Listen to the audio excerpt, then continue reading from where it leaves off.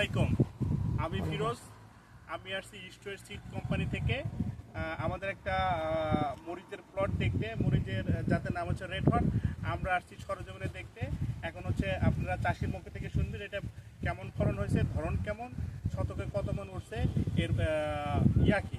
আচ্ছা ভাই, আসসালামু আলাইকুম। আপনার নামটা একটু বলবেন? আমার নাম মোহাম্মদ সুমন মিয়া। আমার বাসা হচ্ছে হলো রংপুর জেলা পিরোজ থানা ৯ নম্বর ইউনিয়ন গর্ভধানপুর গ্রাম। এখানে আমি হলো ৩৫ শতক জমি। মানে এটা এটা এটা কোন জাত লাগাইছেন? স্ট্রিজ কোম্পানি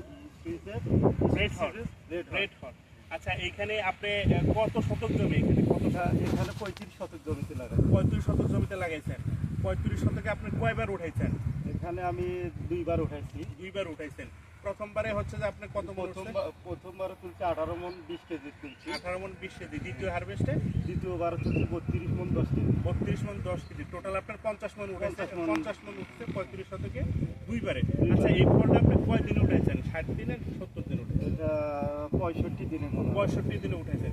এখন এই যে আপনি যে ফলটা উঠাইছেন, এই ফলের আপনার কেমন, বাজারে নিচ্ছেন, বিক্রি করছেন, চাহিদা কেমন, ফিডব্যাক কেমন দিচ্ছে? বাজারে সবচেয়ে এখানে এটার চাহিদা বেশি, এই কারণে অন্যগুলো হলো 900 থেকে 800 টাকা মন। হ্যাঁ। আর এটা আমি 1200 থেকে 1100 টাকা মন বিক্রি করি। 1200 থেকে 1100 টাকা মন বিক্রি করেন। এটার সাইজ, এটার কালার সাইজটা কেমন ভাই?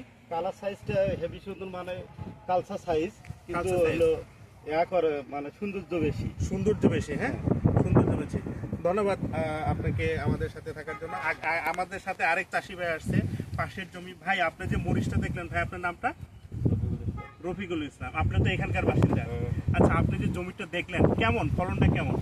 এটাই বর্তমানে এবারকার উত্তরবঙ্গের মধ্যে এটাই ফার্স্ট হবে। এইটাই উত্তরবঙ্গের মধ্যে ফার্স্ট হবে। রেড হট মরিচটা হচ্ছে রেড হট। তাহলে কি আমরা আছে সামনে এটা করতে পারি না? হ্যাঁ, সামনে তো এটাই মানে সামনে আমি আবার মনে করো মনস্থ নিয়ে আছে। প্রস্তুতগ্রস্ত এটার দিন না হলেও 10-15 জন লোক দেখতে আসে। দিন 10-15 জন লোক দেখতে আসে। ধন্যবাদ আপনাকে সুন্দর কথা বলার জন্য।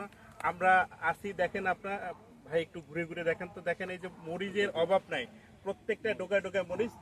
আশা করি উত্তরবঙ্গের লোক এই যাত্রায় পছন্দ করে এবং পীরগঞ্জের লোকরা এই যাত্রায় পছন্দ করবে, সামনেবার লাগাবে। ধন্যবাদ আপনাদের ভাই।